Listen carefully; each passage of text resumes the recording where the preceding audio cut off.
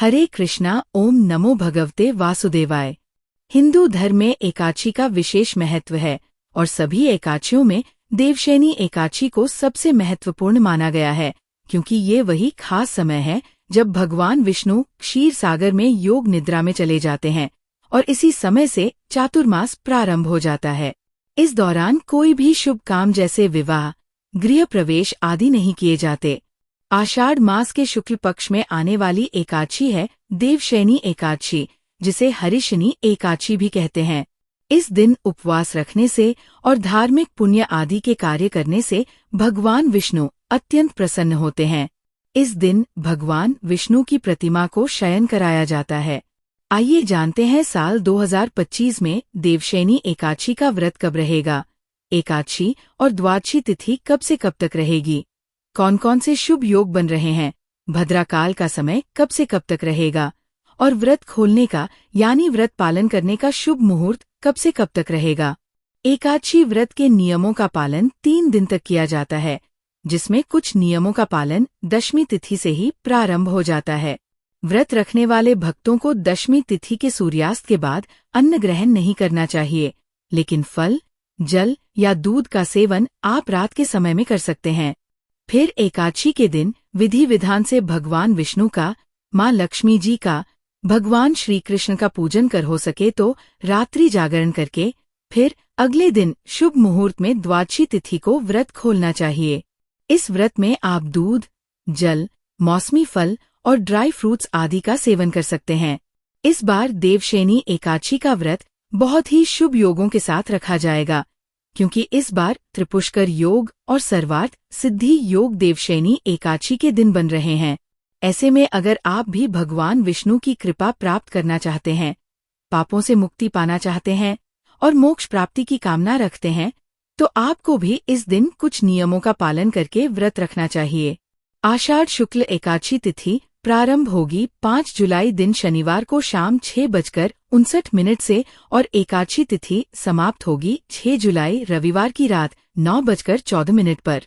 ऐसे में इस बार उदय तिथि के अनुसार 6 जुलाई दिन रविवार को ही केवल एक दिन देवशयनी एकादशी का व्रत रहेगा।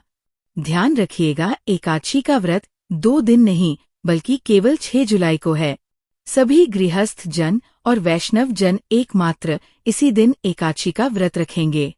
दशमी तिथि के नियमों का पालन करना होगा 5 जुलाई दिन शनिवार को, और इसी दिन तुलसी के पत्ते भी तोड़कर रख लीजिएगा, क्योंकि भगवान के भोग में तुलसी दल अवश्य रखे जाते हैं। 6 जुलाई रविवार को ब्रह्मा मुहूर्त सुबह 4:14 से 5:02 तक रहेगा। सूर्योदय होगा सुबह 5:50 पर। सूर्यास्त शाम 7:12 पर। अभिजीत मुहूर्त दोपहर 12:04 से 12:58 तक और साध्य योग पूरा दिन रहने के बाद रात 9:27 पर समाप्त होगा। बाद में शुभ योग प्रारंभ हो जाएगा। राहुकाल शाम 4 से 6 बजे तक रहेगा। द्वादशी तिथि 6 जुलाई रविवार की रात 9:15 से प्रारंभ होगी। इसी के साथ हरिवासर का समय शुरू हो जाएगा। द्वादशी तिथि का समापन होगा 7 जुलाई सोमवार की रात 11:10 पर और 7 जुलाई सोमवार को ब्रह्मा मुहूर्त सुबह 4:15 से 5:30 तक रहेगा। सूर्योदय होगा सुबह 5:51 पर। सूर्यास्त शाम 7:12 पर। प्रातःकाल पूजा मुहूर्त सुबह 4:29 से 5:29 तक रहेगा। शुभ योग रात 10:30 तक रहेगा और गोधूली मुहूर्त शाम 7:21 से 7:42 तक रहेगा। राहुकाल शाम 7 से 9 बजे तक रहेगा। जब तक हरिवासर रहता है तब तक व्रत नहीं खोला जाता और हरिवासर इस बार 7 जुलाई सोमवार को सुबह 4 बजे तक समाप्त होगा। देवशयनी एकादशी का व्रत खोला जाएगा 7 जुलाई सोमवार को सुबह 5:29 से 8:36 के बीच में।